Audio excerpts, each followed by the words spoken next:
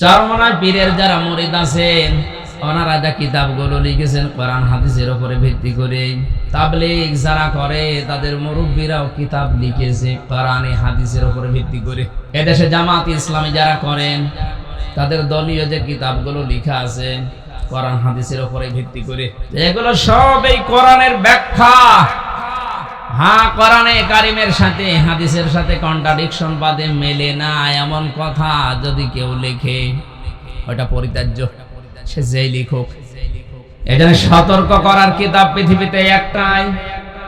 আপনি যদি মানুষকে দাওয়াত দিতে চান, সতর্ক করতে চান, পৃথিবীর কোন বই দিয়ে মানুষকে সতর্ক করে তার জীবন পরিবর্তন করা সম্ভব না। মানুষকে যদি পরিবর্ধন করতে হয়, সতর্ক বাণী দেওয়ার জন্য আল্লাহ দিয়েছেন কোরআন। রাসূলকে আল্লাহ ডাক দিয়েছেন, ইয়া আইয়ুহার রাসূল, হে রাসূল বাল্লিগ, আপনি পৌঁছিয়ে দেন, তাবলীগ করেন। মা উনজিলা ইলাইকা মির রাব্বিক, আপনার রবের পক্ষ থেকে যেটা আপনার উপরে নাযিল হয়েছে। ওয়া ইল্লাম তাফআল ফামা বাল্লাগতা রিসালাতা, আপনি যদি কোরআনের কথাগুলো প্রচার না করেন, মানুষকে না জানান, রিসালাতের যে বিশাল দায়িত্ব দিয়েছিলাম ওইটা আপনি পালনই করেননি। শুধু পালন করেননি বলেননি, শেষে হর্ষাই আছে, পালনই করেননি আপনি। আল্লাহু ইয়াসিমুকা মিনান নাস, কোরআন প্রচার করতে গেলে বাধা আসবে, এইটাই ফাইনাল কথা। কে বলছেন? এই যে ইয়াসিমু মুজারে, বর্তমান ভবিষ্যৎ, প্রেজেন্ট ফিউচার।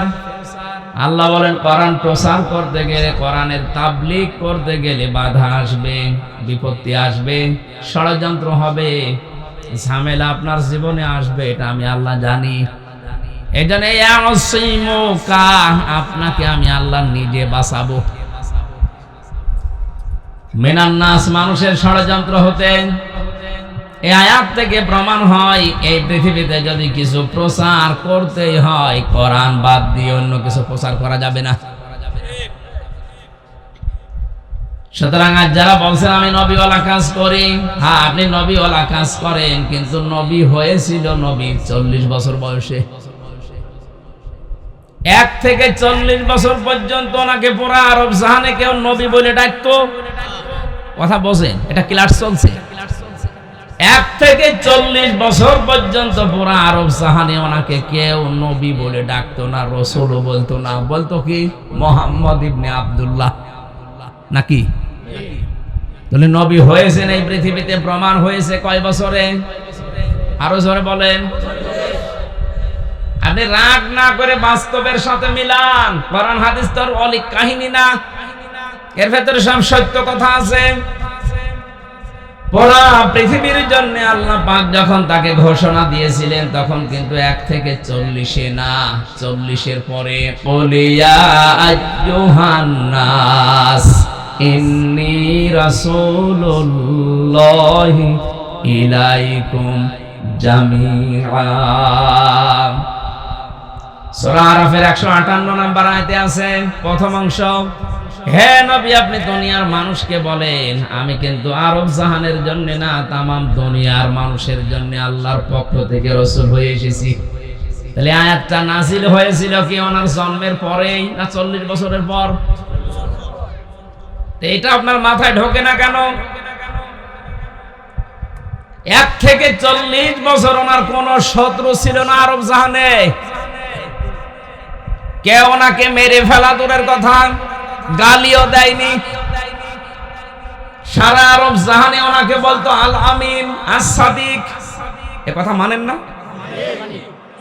এর আগে 40 বছর পর্যন্ত ওনাকে মেরে ফেলা না, সারা জীবনের এই 40 বছরের ভেতরে মানুষ বলতো আল আমিন আসতেছে, বিশ্বাসী, আস-সাদিক আসতেছে, সত্যবাদী।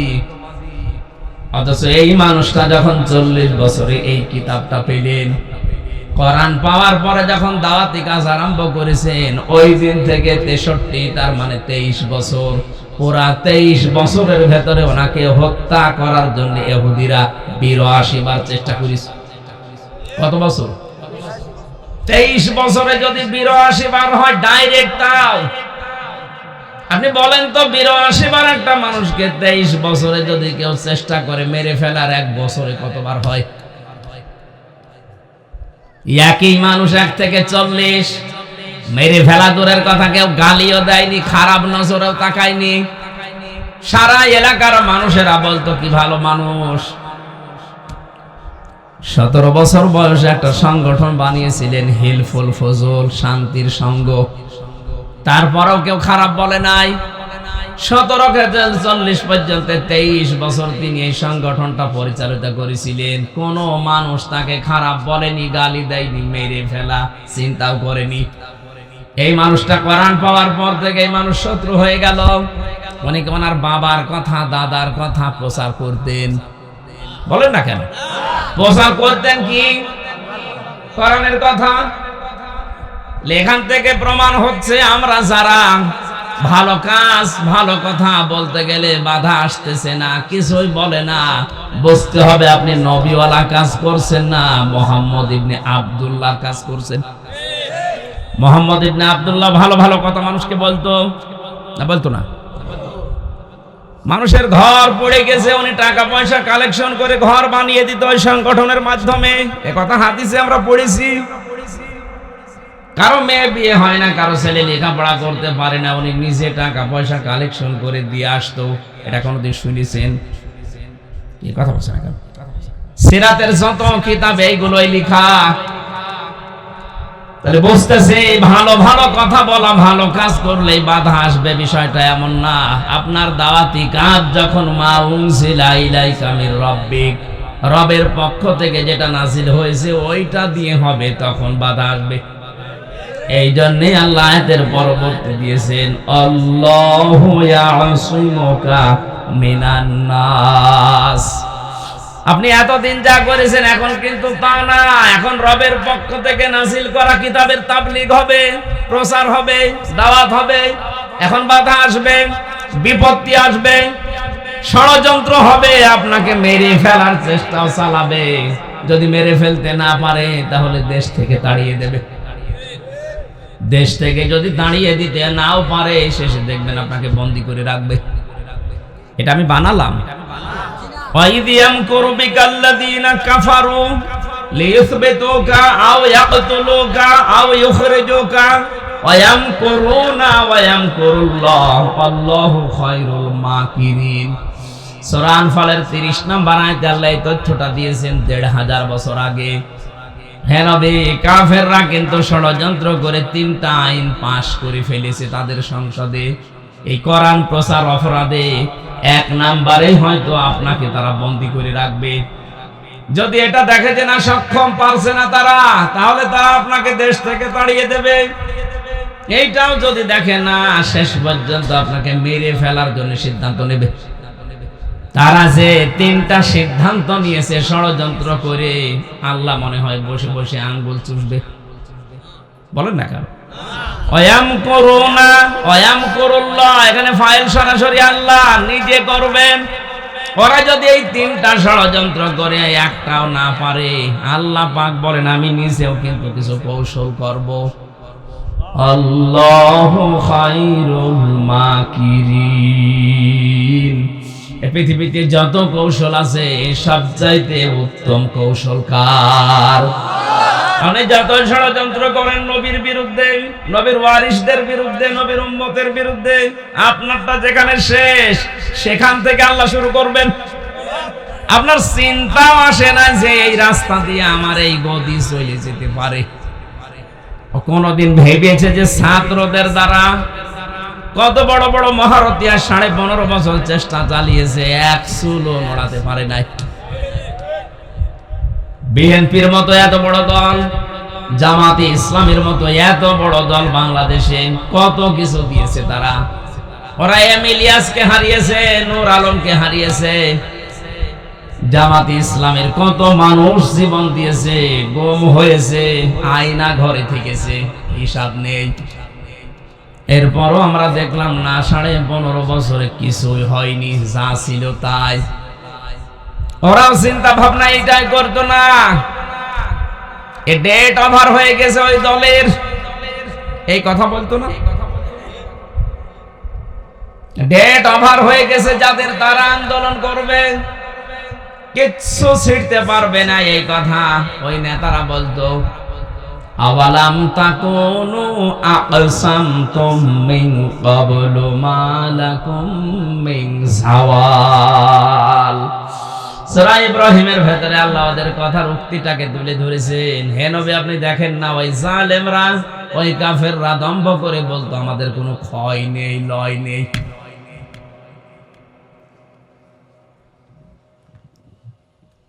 বাস্তবতা এইটা। আল্লাহ পাক যখন দেখলেন ওরা ষড়যন্ত্র তিনটা করেছে, আমি আল্লাহ তখন এমন কৌশল অবলম্বন করেছি যাদের উপরে মানুষ আস্থা রাখতে পারে না, তাদেরকে এই জমিনে বিজয় দিয়েছি। এই ছাত্র ছাত্রীদের নিরাস্ত্র, কিচ্ছু নেই হাতে, খালি হাতে গিয়ে এত বড় বিশাল রাষ্ট্র শক্তির সামনে পারা সম্ভব ছিল না। আমার বিশ্বাস আল্লাহ নিজে সাহায্য করেছে।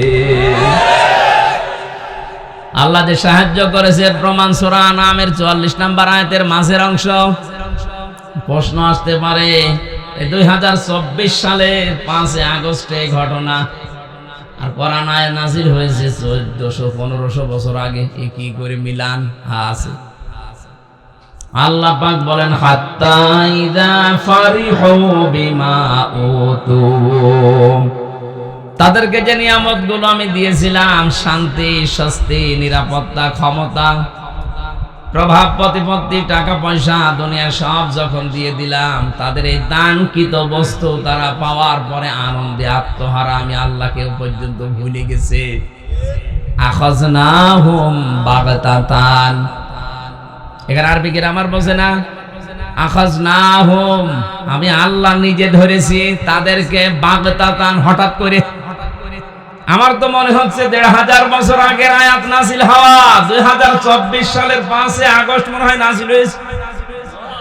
আখাযনাহুম বাগতাতান, ওদেরকে দান করা ক্ষমতা পেয়ে যখন ওরা আনন্দে আছে, তখন আল্লাহ নিজে বলেন আমি নিজে ধরলাম হঠাৎ করে। এমন হঠাৎ দুপুরের খাবার খাবে সময় পায়নি, খাবার খেয়েছে জনগণ। এতটুকু আল্লাহ শেষ করেননি, ফাইদাহুম মুবলিসুন, ওরা দিশেহারা হয়ে গেছে। দলের লোককে যে বলে যাবে যে পালাচ্ছি, সে সময়ও পায়নি। কি এই যে মুবলিসুন মানে দিশেহারা হয়ে যাওয়া, নিরাশ হওয়া, হতাশ হয়ে যাওয়া। ওরা যে হতাশ হয়েছে তার প্রত্যেকটা প্রমাণ আল্লাহ বাংলাদেশে দেখিয়েছেন। ওদের চেহারার ভেতরে দেখেন, পুলিশে ধরলে হতাশার ভাব। গতকালকে এক শয়তান ধরা পড়েছে, যারা শাপলা চত্বরে মানুষ পিটিয়ে, মানুষকে ব্রাশ ফায়ার দিয়ে হত্যা করে, ভিডিও করে বলেছে যে আমরা করেছি। আব্দুর রাজ্জাক পরে কালকে ধরেছে। আমার মনে হয় ওরে ওইভাবে বিরাস দেওয়া দরকার, কারণ ও স্বীকার করেছে যে আমি করেছি এই কাজ। ও যখন স্বীকারই করছে, স্বীকার করলে তো ওর আর সাক্ষী লাগে না। আমার যে মামলা, জোর করে রিমান্ডে নিয়ে মারধর করে আমার কাছ থেকে 164 নিয়েছিল স্বীকারোক্তি। 164 মানে নিজের স্বীকারোক্তি নিজে দেওয়া। এটা দিলে নাকি আর সাক্ষী লাগে না, অথচ নিজেরা আমারে বলছে এটা বলবেন না, তো আপনার বউ তুলে নিয়ে আসবো। কি সিস্টেম দেখেছেন? এতদিন বলতো আমরা ন্যায় বিচার দেশে কায়েম করছি, অথচ বাড়ি থেকে ধরে নিয়ে এসে নিজেদেরই উকিল, নিজেদের জজ, নিজেদের মামলার আয়ু, নিজেদের পুলিশ, সব ওদের। আমাদের কি? আমাদের রকম রিজা আছে, ও যে দাঁড়ায় ওর কথা কেউ শোনে না। আমার অ্যাডভোকেট শামসুল ইসলাম আকন্দ আছে, ও শুধু দাঁড়ায়, ওর কথা গুরুত্ব নেই। অথচ 5 তারিখের পরে এদের দুইজনের গুরুত্ব বেড়ে গেছে। এরা দুইজন এখন দাঁড়ালে জজ সাহেব বলে কি দেখে বিচার করব, সব খারিজ করে দিলাম। অথচ আগে এই মামলা ওনার কাছে ছিল। আগে বলতো না, বিশাল অপরাধী। কয়েকদিন আগে আমার মামলা খারিজ হয়ে গেছে। অ্যাডভোকেট রকন রেজা, আপনাদের কিশোরগঞ্জের সন্তান, অ্যাডভোকেট শামসুল ইসলাম আকন্দ, এই পাশের জেলায় বাড়ি, নেত্রকোনা। এই মানুষগুলো এই 3 বছর দাঁড়িয়েছে, এতদিন দেয়নি। অথচ এই 5 তারিখের পরে যেই দাঁড়িয়েছে, বিচারপতি নিজে বলছে কি দেখে বিচার করব। কোনো মাল নেই, সব খারিজ করে দিয়েছে। আরে ভাই এখন খারিজ করছেন, আগে তো এই মামলা 3 বছর আপনার কাছে ছিল, হাত বাঁধা ছিল। তার মানে এইটাই আসল কথা। আপনি ন্যায় বিচারের শুধু বলি উড়িয়েছেন, অথচ এই দেশের 1628টা চেয়ারের 1627টা চেয়ারেই হাত বাঁধা ছিল, শুধু একজনের হাত খোলা ছিল, সুন্দরী। হ্যাঁ, হাসিনা মানে কি? সুন্দরী। এ নামটা এখন গালি হয়ে গেছে। আমি বিশ্বে বহু জায়গায় গেছি, যেখানে এখন যাই সেখানে নামটা শুনলেই গালি দেয়। এই যে সৌদিতে ছিলাম কিছুদিন আগে, বিজয় হওয়ার পর মদিনাতে বাড়ি, স্থায়ী লোকটা মদিনার মানুষ আমারে নিয়ে যাচ্ছিল। আয়না বিলা দোকা হাজির হজ্জাত, বাড়ি কোথায়? হাজি সাহেব জি তুমি বাংলাদেশ। আমারে একবারেই বলছে হারামি। হারামি মানে আমার দেশে একটা হারামি আছে। কে? প্রথমে নাম বললাম খালেদা, না আছে না, নাম নাম হ্যাঁ এইটা, এটা যে হারামি সারা দুনিয়া। এটাকে প্রচার করেছে আমি নিজে, আল্লাহ প্রচার করে দিয়েছে। এই যে ইয়াজিদ, এই লোকটা ছিল হারামি, কারণ জালেম ছিল। এই জন্য নামটা আল্লাহ গালি বানিয়ে দিয়েছে তামাম দুনিয়ায়। এখন কোন হিন্দু কেউ যদি বলেন ভাই বাচ্চা হয়েছে, ছেলের নাম রাখেন ইয়াজিদ, বলবে না এটা গালি। কি লোকটার নাম কিন্তু খারাপ ছিল না, ইয়াজিদ, কত সুন্দর নাম, কিন্তু জুলুম করার কারণে পুরা নামটা আল্লাহ গালি বানিয়ে দিয়েছেন। তামাম পৃথিবীর সৃষ্টির ভেতরে ওর প্রতি এখন ঘৃণা। কেউ কি বলে আল্লাহ তুমি ইয়াজিদকে মাফ করে দাও? না, আমি শুনিনি।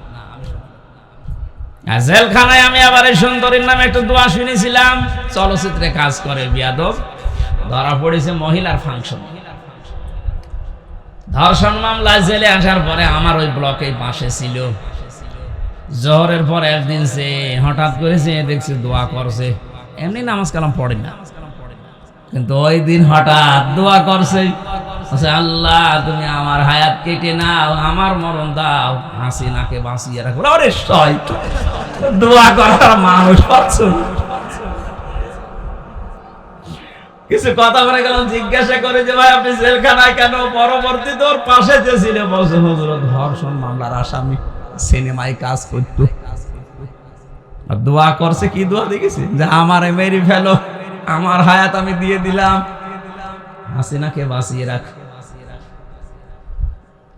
আমি ইয়াজিদের জন্য দোয়া করে এমন মানুষ পাইনি।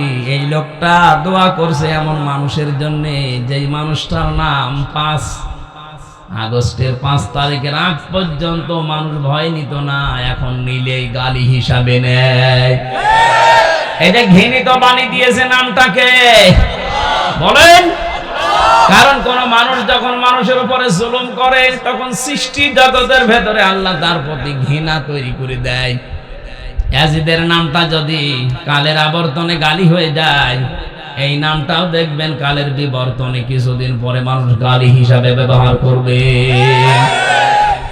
কাউকে যদি রাগাতে চান বলবেন ইয়াজিদের বাচ্চা, রেগে যাবে। কথা বলছেন না কেন?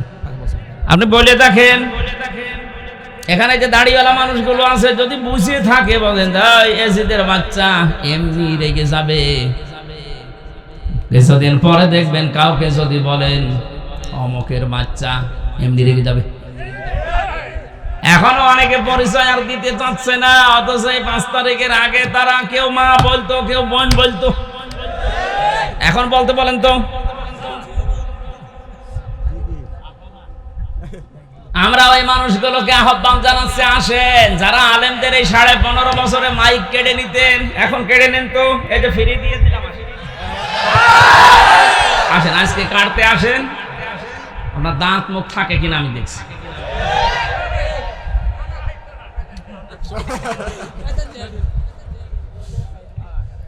কিশোরগঞ্জবাসী, আসেন, আমি যে কথা বোঝার জন্য পর্যন্ত এসেছি।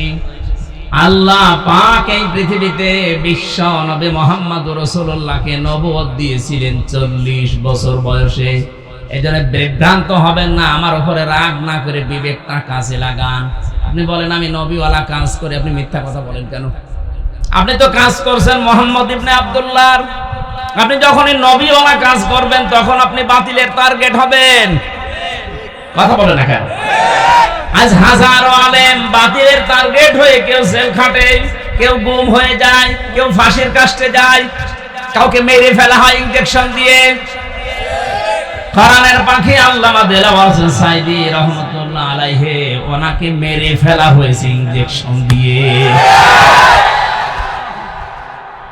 তারা নবীওয়ালা কাজ করে এই কথা বললে মানায়, কারণ নবীওয়ালা কাজ করতে গিয়ে 82 বার টার্গেট, আর আপনি নবীওয়ালা কাজ করতে গিয়ে না কোনো টার্গেট নেই, আপনাকে সবাই ভালোবাসে। বুঝতে হবে আপনি আব্দুল্লাহ মুহাম্মদ ইবনে আব্দুল্লাহর কাজ করছেন, আপনি নবীওয়ালা কাজ এখনো আরম্ভ করেননি। নবীওয়ালা কাজ হবে তখন যখন আপনার দাওয়াত হবে কোরআন দিয়ে। প্রশ্ন আসতে পারে আমিও তো কোরআনের দাওয়াত দেই না। কোরআনের দাওয়াত দিলে মাস্ট বি কিছু আসবেই, কারণ এটা স্রোতের মতো। আপনি যতক্ষণ বান্দাল না দেবেন, ব্যারিকেড না দেবেন, ঠেকাতে পারবেন না। আর স্রোতের উপরে যদি কেউ ঠেকাতে যায় স্রোতকে, অবশ্যই তাকে প্রতিবন্ধকতা সৃষ্টি করার জন্য বান্দাল দেওয়া লাগবে। আর পৃথিবীতে বান্দাল দেওয়ার জন্য এই কাফের মুশরিক হারামি খারাপি মানুষগুলো, ওয়াকাযালিকা জাআলনা লিকুল্লি নাবিয়্যিন আদুওয়াম মিনাল মুজরিমিন, যুগে যুগে আমি পাপিষ্ঠ মানুষদেরকে প্রতিটি নবীর শত্রু বানিয়েছিলাম। আজ নবীর ওয়ারিস যারা, নবীর উম্মত খাঁটি যারা, তাদের শত্রু হবে তারা যারা পাপিষ্ঠ, যারা গুনাহগার। আমাদের উচিত হচ্ছে আমরা প্রচার করব কে? কোরআন। কে বলেন তো? যেহেতু আমরা এসেছি কোরআন প্রচার করার জন্য, আল্লাহ পাক বলেন এইটা প্রচার করতে গেলে দুইটা বিষয় সামনে রাখবা। হারাজুন লিসাদরিকা, হারাজুন তোমার অন্তরের ভেতরে যেন কোনো স্বস্তি, সংকীর্ণতা, কোনো সংকীর্ণতা কাজ না করে আপনার অন্তরের ভেতরে। এখানে আমি প্রায় 8-9টা অর্থ পড়েছি এই শব্দটার। আপনার মনের ভেতরে যেন কোনো অশান্তি না আসে, কোনো সংকীর্ণতা না আসে, ছোট মন তৈরি না হয়, না জানি আমার এটা আবার হচ্ছে তো না। কোরআন প্রচার করতে গেলে দেখবেন দুইটা বাধা আসবে সরাসরি। এক নম্বরে, যাদের সামনে নিয়ে আপনি কোরআনের কথা বলবেন, অনেক মানুষ এমন থাকবে তারা না বোঝার কারণে রাগ করতে পারে, মন খারাপ করতে পারে। এরকম মানুষ দেশে আছে। আমি যে উদাহরণটা দিলাম, এই যে তাবলীগের নাম বলে, জামাত ইসলামের নাম বলে, চরমনায়ের নাম বলে কোরআন প্রচার করতে যেটা আছে, ওটা করতে গেলে অনেকেই না বুঝে মন খারাপ করতে পারে। এমন শ্রোতা দেশে নেই? আমি যেটা বোঝাতে যাচ্ছি তাবলীগ হিসাবে, দাওয়াত হিসাবে প্রচার করতে হবে, এইটা না বুঝে উনি মনে করেন আমার বিরুদ্ধে বললো, অথচ আমি আপনার বিরুদ্ধে বলেছি। প্রচার তো করা ফরজ। কোরআন আপনি কি প্রচার করে বেড়াচ্ছেন? কোন বাবা কি দিয়েছে, কোন মুরব্বী কি দিয়েছে, ওটা প্রচার করা জায়েজ নেই। প্রচার করতে হবে আল্লাহ কি দিয়েছে, রাসূল কি বলেছে। বিংশ শতাব্দীর একজন মুসাদ্দিদ, আমি নাম নিলাম না, এই লোকটা বলেছিল আমি ইসলাম মানতে গিয়ে বুঝতে গিয়ে দেখেছি কোন বাবা কি বলেছে, কোন দাদা কি করেছে না, আমি দেখেছি আল্লাহ কি বলেছে, রাসূল কি করেছে। এ কথাটা এত অথেন্টিক, মন থেকে বলেছিলেন তিনি। এই জন্য কথার প্রভাবে লক্ষ লক্ষ মানুষ ইসলামী আন্দোলন খুঁজে পেয়েছে। এখন হাজার হাজার মানুষ এই কথার কারণে আসতেছে, আমি ইসলাম মানতে গিয়ে কোন বাবা কি করেছে, কোন দাদা কি করেছে না, আমি দেখেছি আল্লাহ কি বলেছে, রাসূল কি করেছে। সুবহানাল্লাহ বলতে পারেন নাই? এই লোকটা ইসলামী আন্দোলনে যদি এসে থাকে এই কথার কারণে এসেছে। এই লোকটা ইসলামী আন্দোলনে যদি এসে থাকে একটা কথাই, যে আমরাও যদি আসতে চাই আমরা একটা কথা দেখব, যে আল্লাহ কি বলেছে, রাসূল কি করেছে। কথা বলেন না কেন? এদেশে আমরা চরমনাই পীরের, তাবলীগী জামাতের জামাতে ইসলামী বাংলাদেশের প্রতিষ্ঠা চাই না, আল্লাহর কসম এদেশে ইসলামী যত দল আছে সবার একটাই উদ্দেশ্য, আমরা আল্লাহর দ্বীনের প্রতিষ্ঠা চাই। কেউ যদি বলে আমরা জামাত ইসলামের প্রতিষ্ঠা চাই, পরিমাণ থাকবে না। আমরা চাই আল্লাহর দ্বীনের প্রতিষ্ঠা। কথা বলে না কেন? এজন্য বাধা আসলেই বুঝবেন আপনার দাওয়াতি কাজ হচ্ছে। আমার তো এই 15.5 বছরে যত বাধা এসেছে, আমি বিশ্বাস করতাম যে হ্যাঁ আমি হক পথে আছি। আর আমি দাওয়াত দিয়ে যদি কোনো বাধা না আসে, কোনো প্রতিক্রিয়া না হয়, তাহলে বুঝতে হবে আমার দাওয়াত নবীজির দাওয়াত হচ্ছে না। দ্বিতীয় নম্বরে হারাজনের ব্যাখ্যা হচ্ছে, এলাকায় অনেক ইবাদত বন্দেগী বানানো ইবাদত চলে, আপনি কোরআন দিয়ে তাফসীর করলে ওইগুলো টিকবে না। কারণ কোরআন হচ্ছে আলো, আর বানানো ইবাদত বেদাত, এটা অন্ধকার। পৃথিবীতে দেখবেন 3টা প্রাণী আছে, এরা অন্ধকার ভালোবাসে, পেঁচা, বাদুর আর চামচিকা। এরা দিনের আলো যখন সূর্যের আলো তখন বের হয় না, রাতের অন্ধকারে বের হয় না। এলাকায় সব নেই, রাতের অন্ধকারে বের হয়ে স্থির থাকে, মানুষের ফসল নষ্ট করে, কলা নষ্ট করে, পানের বরজ নষ্ট করে। কথা বলছেন না কেন? দিনের আলো সূর্যের আলো, এ আলো ওদের ভালো লাগে না, এজন্য রাতের অন্ধকার বেছে নিয়েছে। এজন্য ওদের নাম ও ডিজিটাল নাম পেঁচা, বাদুর, চামচিকা। নাম শুনলেই বোঝা যাচ্ছে যে কেমন সুন্দর। এই যে 3টা জিনিসের নাম বললাম, কেউ যদি একবার দেখে আর একবার দেখতে মন চাবে। কথা বলেন কেন? ওদের চেহারা মানুষ দেখতে চায় না, কারণ ওদের দিনের আলো সূর্যের আলো ভালো লাগে না, ওদের ভালো লাগে রাতের অন্ধকার আধার। এই পৃথিবীতে যারা ইসলামের আলো, দ্বীনের আলো, কোরআনের আলো, ইসলামের আলো সহ্য করতে পারে না, ওরা জুলুমের অন্ধকারের পথ বেছে নেয়, শিরকের অন্ধকারের পথ বেছে নেয়, বেদাতের অন্ধকারের পথ, কুফরের অন্ধকারের পথগুলো ভালোবাসে, ওগুলো বেছে নেয়। বুঝবেন ওইগুলো পেঁচা, বাদর, চামচিকার চাইতেও খারাপ। এটা আমি বানালাম। 1500 বছর আগে কোরআনের নির্দেশ, উলাইকা কাল আনআমি বাল হুম আদাল। আল্লাহ পাক বলেন এই মানুষগুলো চতুষ্পদ জানোয়ারের চাইতেও খারাপ। উলাইকা হুমুল গাফিলুন, এরা গাফিল। এখানে 3টি ইন্দ্রিয় শক্তির নাম দিয়েছেন। যারা শোনার পরে না শোনার ভান করে থাকে, যারা দেখার পরে না দেখার ভান ধরে থাকে, যারা বোঝার পরেও না বোঝার ভান ধরে থাকে।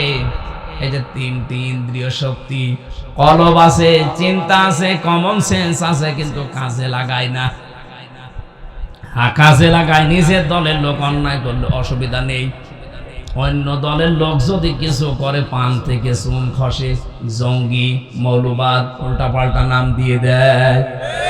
এ পৃথিবীতে সব চাইতে বড় জঙ্গি তো তারা যারা মানুষকে আয়না ঘরে 10 বছর রেখে দিয়েছিল। এদের চাইতে বড় জঙ্গি দুনিয়ায় আছে? আপনি জানেন আয়না ঘর নাম শুনতেন, শুধু আমি 10 দিন ছিলাম। এত কঠোর ভয়ঙ্কর মানুষ হিসাবে মানুষের উপরে এই জুলুম চালাতে পারে, আমার বিশ্বাস হয় না। মাটির নিচে ঘর যতটুকু, আমি তো মানুষের কান্নার আওয়াজ শুনেছি বারবার। কেউ বলছে আমি 14 বছর, 10 বছর, 8 বছর পড়ে আছি, মানুষ জানেই না ও বেঁচে আছে। শুধু ফজরের আজানের এই হাইয়া আলাস সালাহ, হাইয়া আলাল ফালাহ, কদ কামাতিস সালাহ, কি as-সালাতু খায়রুম মিনান নাওম, এই শব্দগুলো শোনা যেত মাঝে মাঝে হালকা, আর দুনিয়ার কোনো আওয়াজ কানে যায় না। এতে 2024 সাল, যারা আয়না ঘর থেকে বের হয়েছে ওরা জানে না যে কোন সাল, এটা কোন বছর, কি মাস, কি বার, এখন কয়টা বাজে তারা জানা নেই। কারণ 8-10 বছর, 14 বছর নামাজ পড়েছে আন্দাজে। আমিও তো 4 ওয়াক্ত নামাজ আন্দাজে পড়েছি, কারণ আমি জানি না।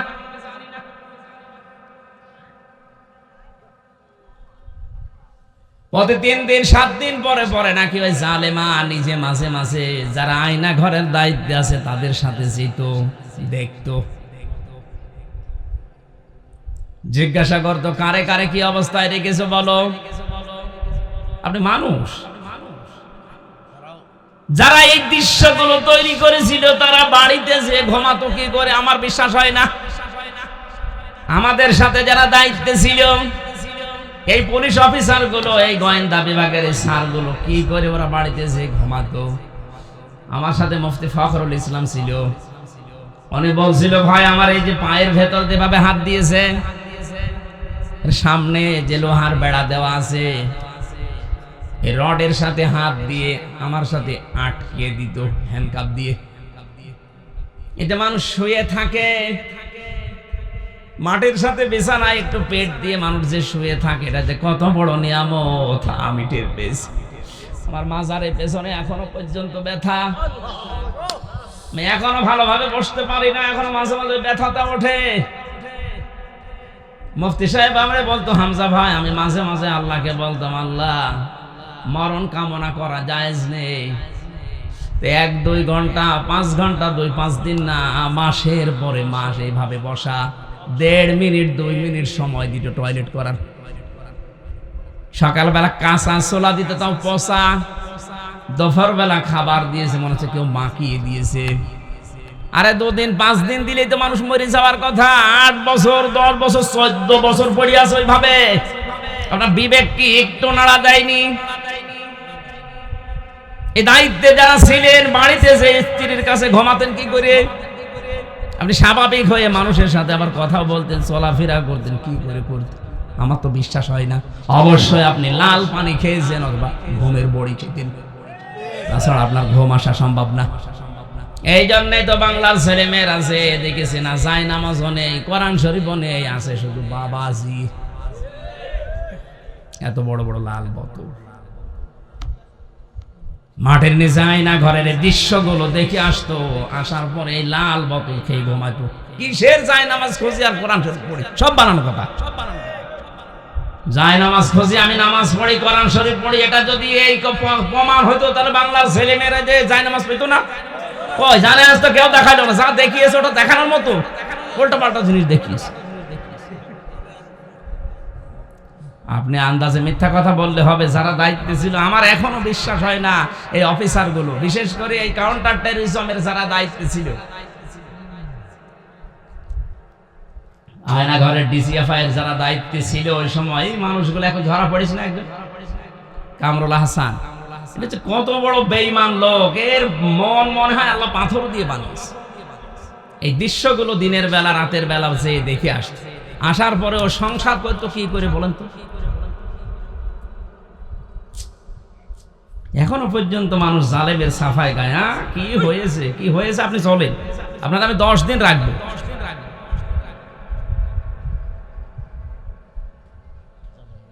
আপনি বিশ্বাস করেন না, আমি তো নিজে প্রমাণ। আমি তো অন্তত 10 দিনও ছিলাম, তাও তো আমি একটু ভালো জায়গায় ছিলাম। আর মীর কাসেম আর ছেলে ব্যারিস্টার আরমান ভাই ছিল একেবারে নিকৃষ্ট জায়গায়, এজন্য চেহারাটাও পাল্টিয়ে গেছে। ভাই আলো বাতাস ছাড়া 2 দিন 5 দিন থাকলে মানুষের চুল উঠে যায়। আর উনি 10 বছর 8 বছর কাটিয়ে আসলো। কোরআনে কারিমের প্রচার করতে গেলে আবহমান কাল থেকে বহু ইবাদত বন্দেগী যারা বানিয়ে বানিয়ে চালিয়ে দিয়েছে, যাদের অন্ধকারের এই জুলুমের পথগুলো ভালো লাগে, তাদের জীবনেও কোরআন প্রচার করতে গেলে মন পাবেন না, তারা বাধা দেবে। যদিও এখন বাধা এখন আর নেই, আমরা সব ভালো মানুষ হয়ে গেছি না। এখনো কিছু জালেম, কিছু মুনাফিক, তাদের স্বার্থে আঘাত লাগার কারণে তারাও বিভিন্ন কায়দায় বাধা দিচ্ছে। আমার জেলা কুষ্টিয়ায় কয়েকদিন আগে মাওলানা সাদিকুর রহমান আজহারি ভাইয়ের অনুষ্ঠানে বাধা দিয়েছে এক মুনাফিক। সে যাই হোক, সাবেক চেয়ারম্যান, ওখানে যারা দায়িত্বে আছেন, কুষ্টিয়া জেলা বিএনপির সভাপতি কুতুবউদ্দিন ভাই, সেক্রেটারি ইঞ্জিনিয়ার জাকির হোসেন সরকার, ভাইদেরকে আমি বলবো, সামনে বলেছি যে এইরকম মুনাফিক যেন দলে না থাকে। এগুলো ক্যান্সার। কিসের বিএনপি, কিসের আওয়ামী লীগ, কিসের জামাত ইসলামী?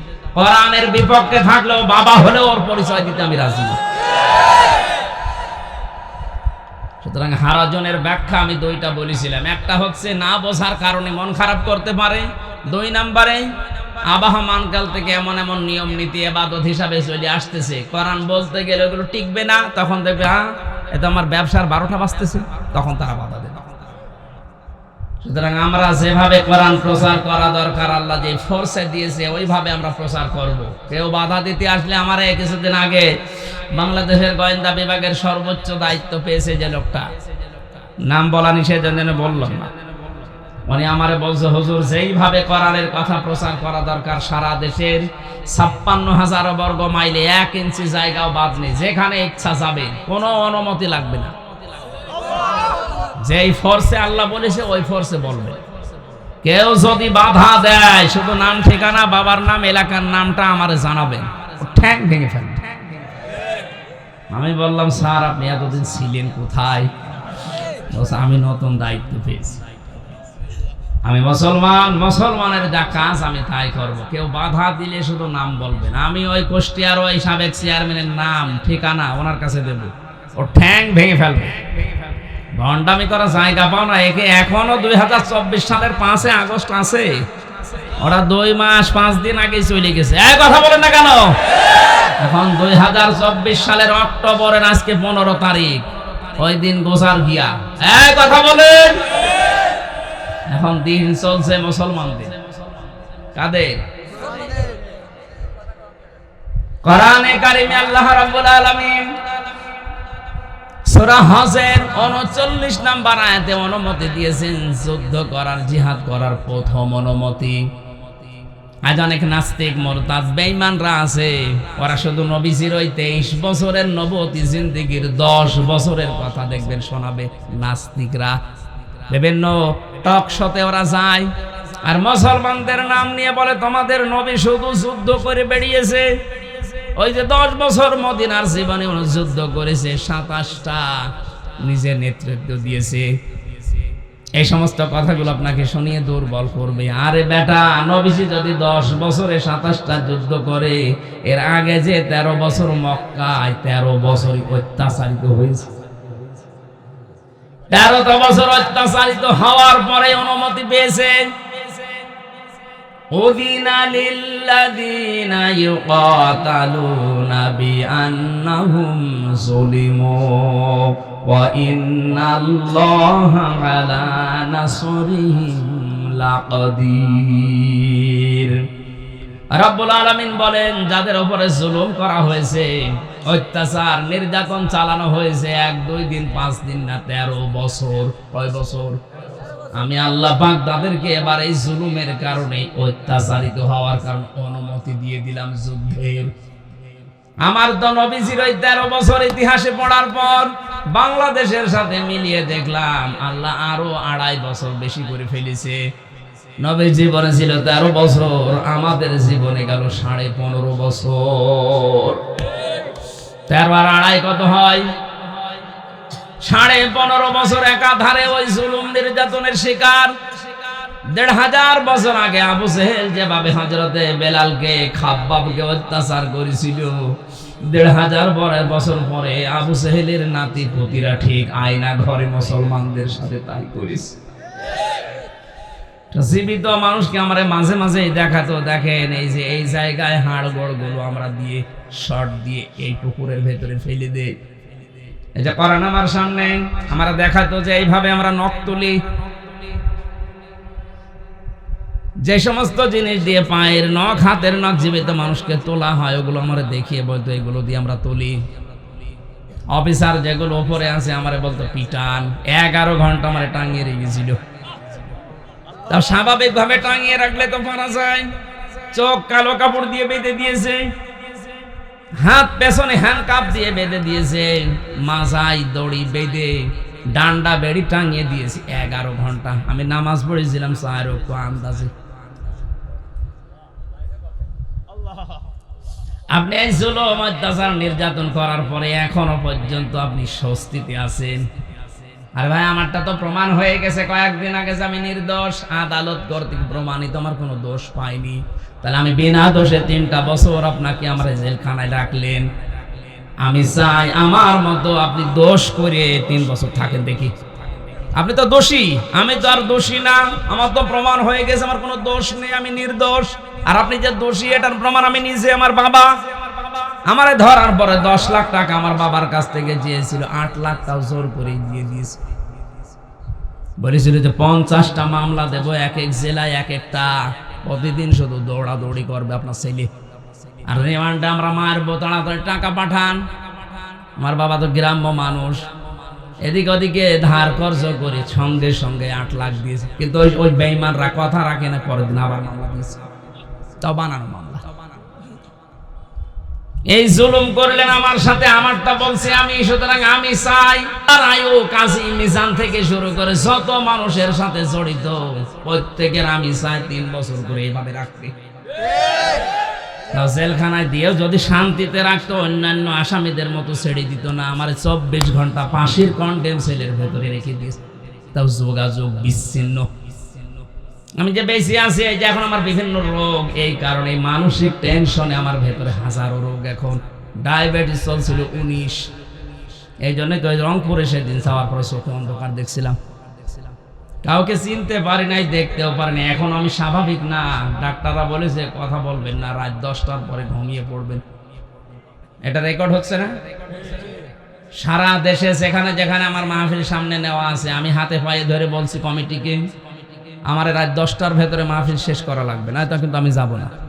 কারণ আমার ডাক্তারের শরীর পরীক্ষা করার পরে এটাই রিপোর্ট, তোমার শরীর থেকে ঘাম বের হলে রক্তের ওই কি যেন বেরিয়ে যায়, হিমো, হ্যাঁ এটা বেরিয়ে যাচ্ছে, তখনই আমি অসুস্থ হয়ে যাচ্ছি।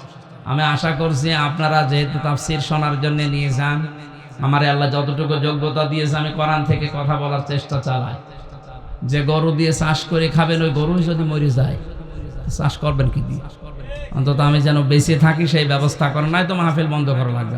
আমার বাড়ি থেকেও পরিবার থেকেও বলছে যে এখন করার দরকার নেই, যেহেতু এগুলো অনেক আগে নেওয়া, সেই জেল থেকে বের হওয়ার পরে নিয়েছে, না আসলে আপনাদের আবার ক্ষতি হয়ে যাবে। এই জন্য জোর করে কষ্ট হলেও আমার আশা লাগছে। সেদিন আমার ম্যাডাম, আমার বাচ্চা লাইফ সাপোর্টে ছিল, আইসিইউতে পড়ে আছে, 16 ব্যাগ রক্ত গিয়েছে তার শরীরে, 21 ঘন্টা তার জ্ঞান ফেরেনি। এই অবস্থায় আমার জোর করে নিয়ে গেছে চট্টগ্রামে, আমার হাতেও স্যালাইন চলছিল, স্যালাইন খুলে দিয়ে বলছে চলো। আমাদের লক্ষাধিক মানুষ হয়েছে, না গেলে আমাদের কথা শোনা লাগবে জনগণের কাছে, হুজুর মরে যাক অবস্থায় গিয়েও তাও আমি সেদিন 35 মিনিট কথা বলেছিলাম। আমার ওই অবস্থায় কথা বের হয় বলেন তো?